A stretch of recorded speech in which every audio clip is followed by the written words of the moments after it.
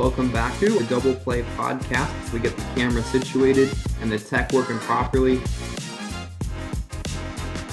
I think that a lot of times you can find a player that's where's my hand in the camera here? Struggling at one team, and then they go to another team, they have a change of venue, they change their jersey, and all of a sudden they're significantly more successful because they got around the right kind of people. They got around people that understood how to connect with them, how to harness their strengths and adjust to their weaknesses. And before you know it, this guy was a 26th man on the roster, and all of a sudden he's batting sixth in the lineup.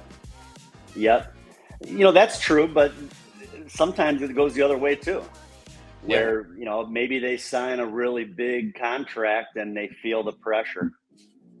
And, they're just thinking, boy, I really, really have to produce. I really got to go out there and show people that contract was a good decision. So Dansby Swanson signs with the Cubs. I think maybe was the last guy outside of the Correa surprise to find a landing spot this year out of the shortstop market. How do you think he goes from the Atlanta Braves World Series champions, legendary team, to a Cubs team that's kind of in a transitional phase from being champions, rebuilding, and coming back? I don't know a whole lot about the guy, Dansby Swanson. I was on the Correa train really hoping that they were going to sign him. But it didn't go that route. I don't know how many years he's been in the league, this guy Swanson. How old is he? I'm just looking him up right now. I think he's 29. 29? Okay. I mean, they pretty much told him, the Cubs told him, we want you to be the guy. Yeah. We want you to be like the face. We want you to be like the leader. And I mean, that's something he's not used to. He's kind of more because, I mean, on a Braves team, like you said, World Series a few years ago, 2021, last year.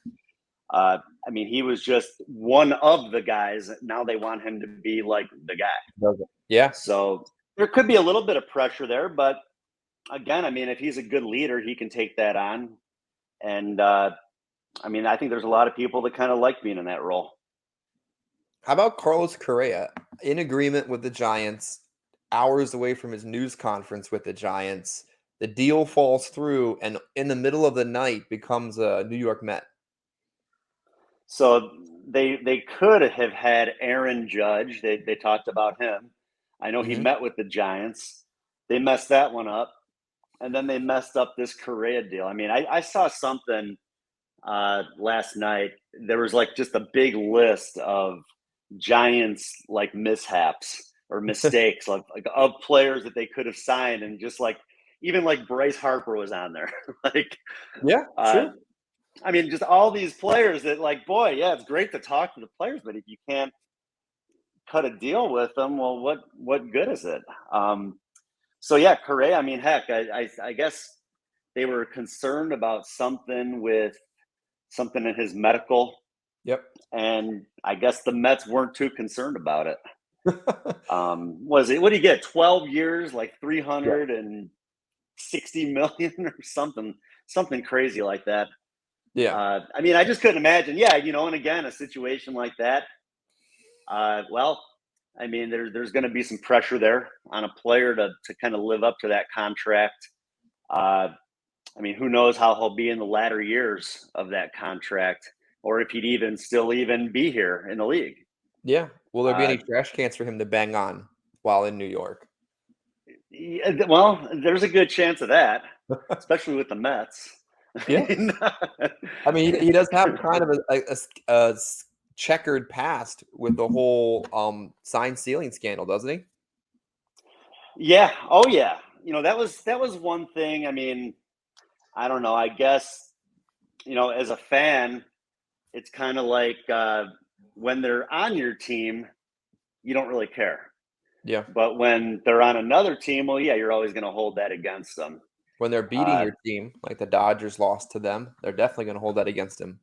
Yeah, like as a Cubs fan, Jim Edmonds was always like a player that we just couldn't stand on the Cardinals.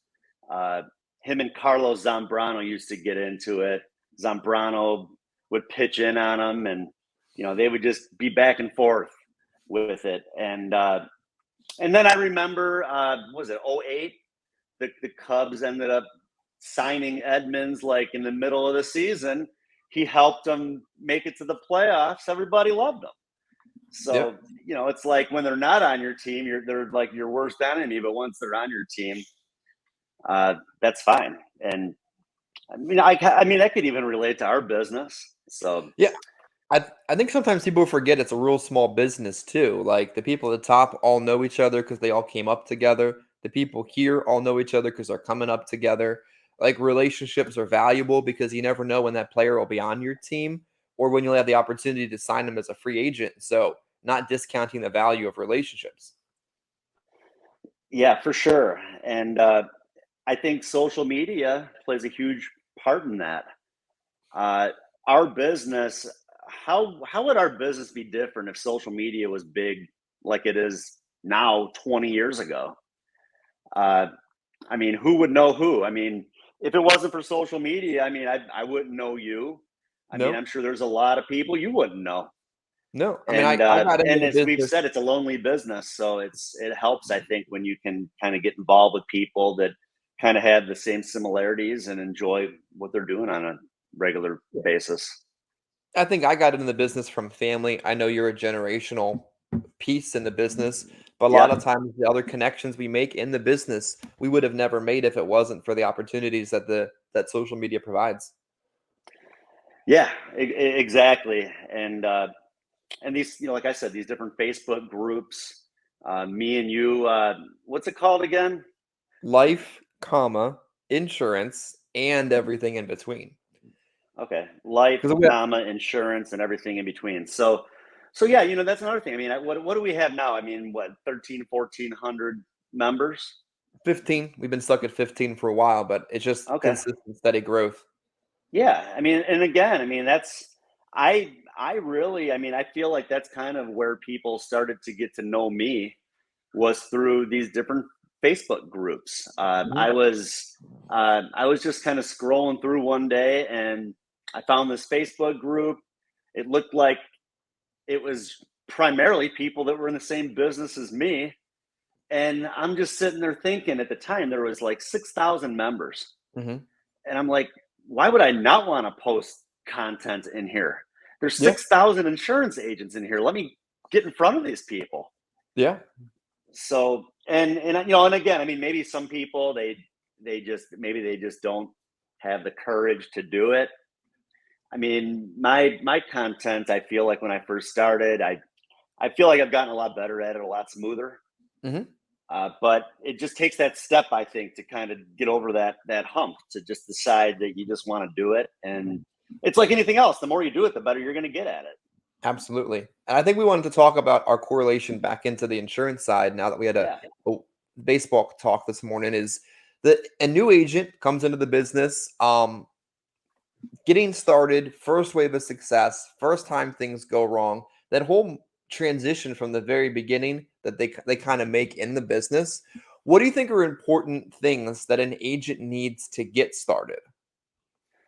Well, I mean, I think that mentorship is important. I think it's good to line yourself up with people that know the business, that are better than you, that can help you, that can support you, that can teach you how to do things the right way. That's step one.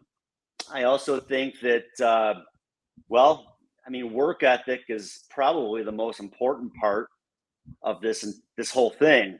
Uh, Mhm. I don't know if work ethic is teachable. I think that's just something that has to come from within. You Yeah. have to have that willingness to get up and go out every day and realize that it's not a 9 to 5 job, that Yeah. you just have to do whatever you can to reach the people that need your help. Yeah, I think I had somebody ask me at a family dinner last night, "Are you off tomorrow?" And I'm like, "Well, every day I'm kind of off, but every day I'm also kind of on. There is no there's very little in between in that. There or maybe everything is in between. I don't know how to say that properly. There are a few days where you're truly off because every day you're usually pretty on in some capacity or another. I think let me try this again. If you're running your own business, you got to be doing something every day even if it's just one small thing to further the business. Well, I think you have to grow to love what you do. You just got to be passionate about what you do. The longer you do it, I think you start to build that a little bit more.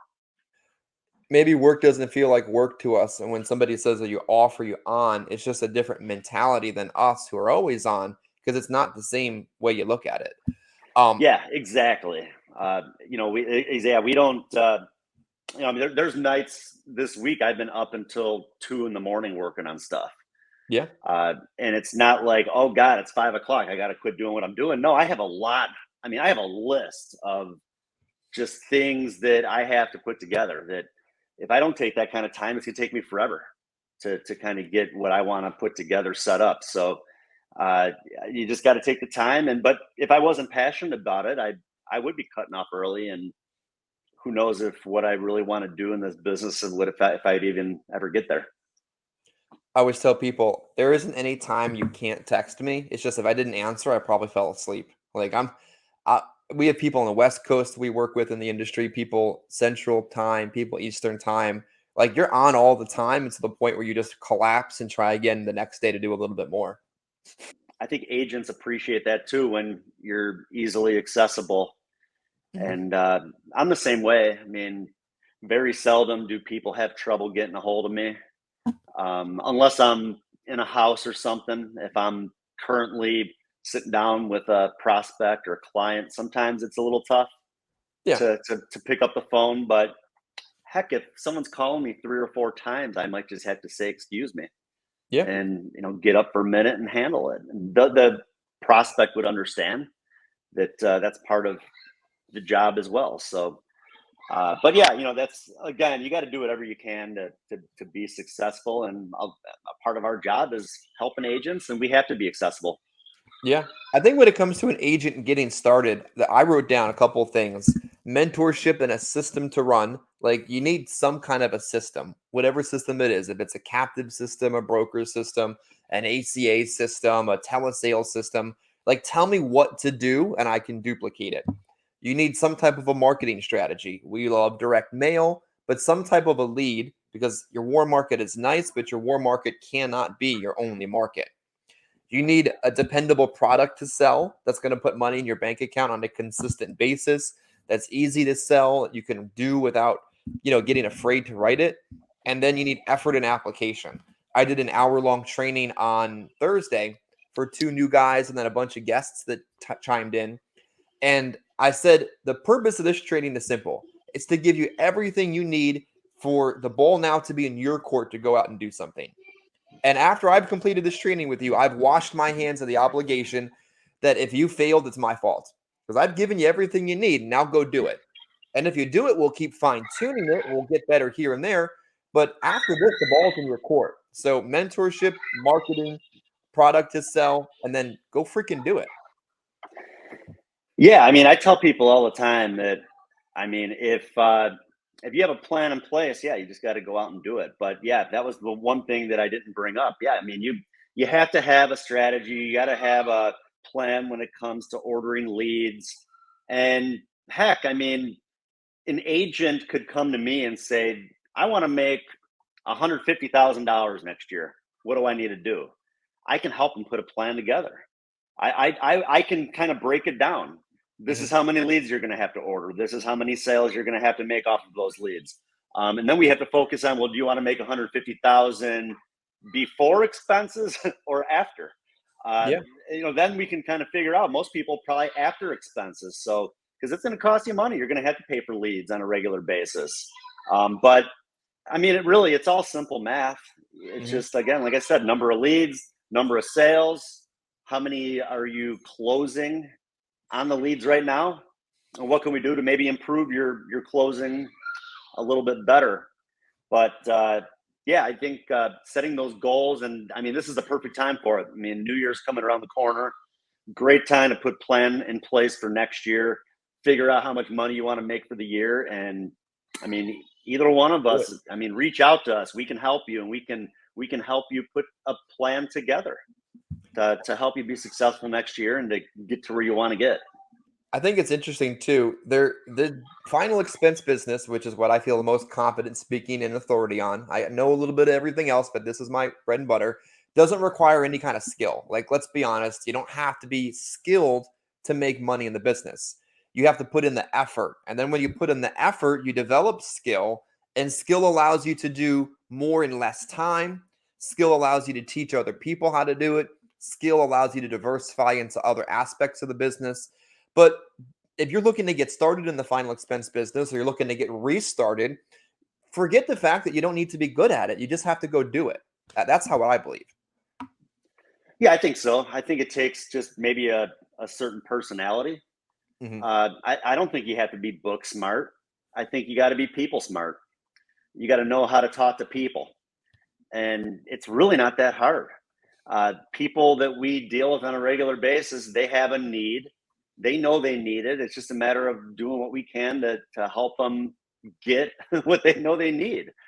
And I mean, for the most part, I mean, most of my clients are pretty laid back.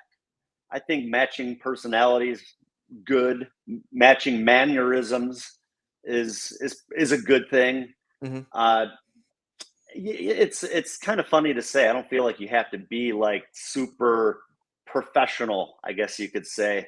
You just gotta be relatable, be comfortable to talk to, and show the client that you truly care about what you're there to help them with. Yeah. I told the same training yesterday, or somebody said to me, your presentation is super, super assumptive. Do they even know they're buying life insurance? I said, well, yeah, we talked about it at this step, at this step, at this step, at this step. They know it, but yes, it is very assumptive because I assume, why else am I sitting in this home that you've never met me before? You feel that, like, yeah, that's what we're doing together. And I'm going to assume if I'm in Adam's home and I've been there longer than 5 minutes, at this point, he wants what I have. I just have to explain it and get him to trust me. I think a lot of assumption is necessary. Well, yeah. I mean, someone once told me you got to ask for the sale, and I said I disagree. You have to assume the sale. Yeah. And yeah, when I walk in, I mean, that's why I'm there. It's to take care of business. They It's know not they him. need it, and it sometimes just takes somebody like us to show up to say, "Hey, you've been putting this off long enough. Let's get it done." Yeah. I assume if I'm going to work today that I'm going to make a sale. Like, that's not even a guess. Like, I'm going to sell probably 2 to 3, maybe 4 today. It's not if I'm going to.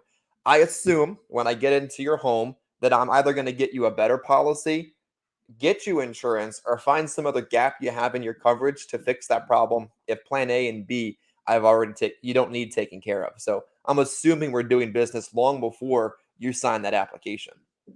Yeah. Well, and again, I know we've talked about self-evaluation a lot on our calls, and I think that's a big part of this too.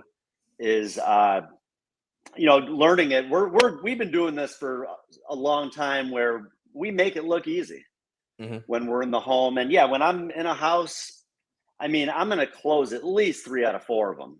Yeah. If I'm meeting with that person, I mean, there's very seldom am I walking out of a house without a sale if I'm sitting down with that person. Yeah. It happens here and there. I don't want to force them into something, because if you force them into it, you push too hard, well, then you're just setting yourself up for a chargeback. They're going to call in on canceling it because they felt sold. But again, I think we've gotten good at what we've done because of that self-evaluation, going back and figuring out what worked and figuring out what didn't. Yeah. And new agents, a lot of new agents out there, I think they could use the support that we can offer. Yeah. And like I've said in the past, they don't have to do as much of the trial and error because we kind of figured it out. Yeah, it's so important I tell agents this all the time. Like, if you haven't, I've probably made all the mistakes so you don't have to. I've sold all the carriers so you don't have to know which one sucks. I've done it wrong enough times to prevent you from having to do it wrong. And I can afford to make the mistakes now so that you don't have to live through that same mistake. Yeah, but at the end of the day, they got to be willing to go out and do it. Yeah. And I've been pretty straightforward with my agents. I do a weekly training on Monday mornings, and if anybody wants to hop on, just go to my website adambrsan.com, and you'll see there's a little subscribe button. You can subscribe to the mailing list, and then you will receive an invite for my trainings for every Monday morning.